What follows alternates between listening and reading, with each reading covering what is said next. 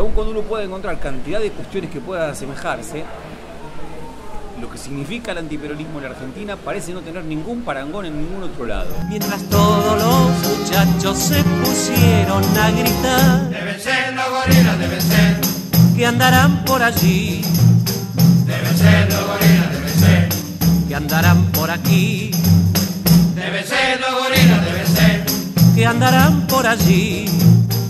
deben ser los gorilas, deben ser. Digo, en Brasil hay una experiencia de masas que es importante en el siglo XX, no es equiparable al peronismo, pero implica un movimiento social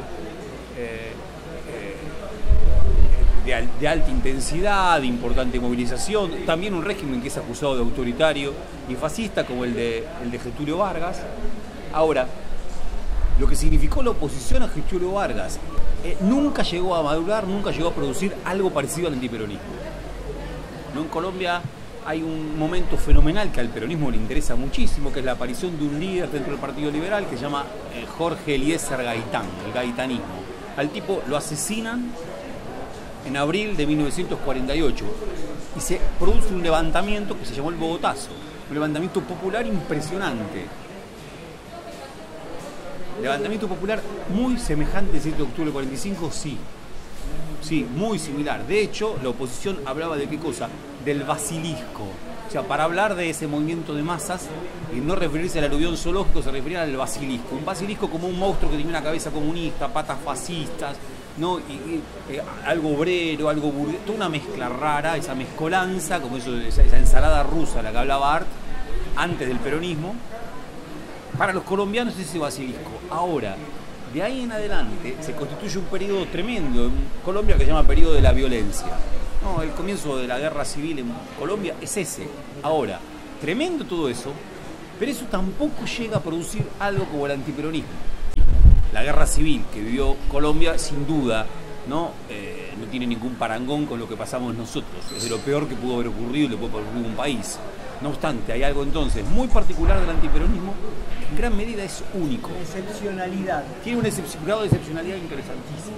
Evidentemente hay algo del proyecto del país, pero no alcanza, no es suficiente el problema del proyecto del país.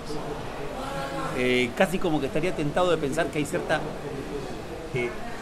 sensibilidad, ¿no? Como una estructura de sentimiento que es previa al proyecto del país, que es previa a la definición política, que en buena medida es la que va a darle base a lo que es esta forma tan expandida, gaseosa del antiperonismo, que implica, entre otras cosas, una heterogeneidad del antiperonismo, que te puede explicar por qué alguien de izquierda puede ser antiperonista, bien, alguien trotskista puede ser antiperonista, por qué Antonio Berni era antiperonista en 1945 y por qué era antiperonista Santa María, bien, por qué Braden y Berni, ¿cómo se entiende eso? O José Peter, que era un dirigente de los obreros de la carne del Partido Comunista, sin embargo eran antiperonistas. Un texto del sociólogo Guillermo O'Donnell comparaba distintas situaciones de encontronazos en la ciudad, en San Pablo, en Santiago de Chile y en Buenos Aires, ¿no? Entonces el tema era uno de los que había encontrado con el otro por X motivo, decía, pero usted sabe quién soy yo. Y en todos lados eso funciona. Ante la idea de quién soy yo, si usted es una autoridad, si usted tiene un apellido importante, vale entonces cuadrarse y respetar eso que usted está diciendo. En la Argentina la respuesta inmediata es: a mí que el carajo me importa. Quiero decir, eso estaba antes, una sociedad plebeya, una sociedad democrática, a la que el peronismo le da como pocas veces una consolidación política y la formación de un movimiento, una doctrina, una sensibilidad que se expande, que hace que esa misma crisis de la diferencia se vuelva casi ingobernable. Hay algo del antiperonismo que lo que reclama permanentemente es la vuelta de esa diferencia, el pecado original de América, ¿no? De Héctor A. Murena. Propone lo siguiente, dice, los americanos, y está pensando en los americanos, pero creo que sobre todo le cabe a los argentinos, fueron expulsados del paraíso 2 veces. Una vez, como todos los humanos, ¿no? Luego de Eva y el árbol y la manzana, expulsados todos, la caída. Pero la segunda vez que fuimos expulsados fue cuando nos echaron de Europa. Eso ha producido un dolor entre nosotros, que es un dolor inconmensurable. La idea es cómo se recupera ese paraíso que se ha perdido. Hay uno que, por supuesto, nos coloca en la misma situación de desazón que todos los humanos, pero hay otro que lo podemos recuperar, es volver a Europa. Bien, es volver a Europa o recrear Europa. Recrear una Europa que además es una Europa ideal, paradisíaca, una Europa que no existe, existe en los libros, como decía Sarmiento, y nada más que en los libros. Hay algo del sentimiento del antiperonismo que lo que hace es una y otra vez enunciar la necesidad de volver a esa república que en el fondo es Europa. Ahí convergen izquierda y derecha. Ahí convergen izquierda y derecha sin duda. La izquierda con algún tipo, con un sesgo, la derecha con otro. Ahora, yo diría que es más denso, ¿no? Porque a mí, bueno, no por nada hay un artículo que a mí me parece que está muy bien, de Sebrelli, pero de aquel Sebrelli que se llama Celeste y Colorado. ¿No? Celeste y Colorado, dos tradiciones en Argentina. La tradición es de la época del peronismo, obviamente, dice hay una tradición que es la celeste. El ideal, la virtud, la pureza, aquello que hay que alcanzar, lo utópico, Europa. Y otra cosa que es lo colorado. Lo colorado es la tierra, es el espíritu de la tierra. Es el espíritu de la tierra, el espíritu barroso, que se hace cargo, que se afinca, que en un punto no solamente hace las paces, sino que está gustoso en la tierra que le ha tocado. Entre esos dos sentimientos hay una imposibilidad de entenderse que es absoluta. Obviamente está hablando de unitarios y federales y está hablando de antiperonismo y peronismo.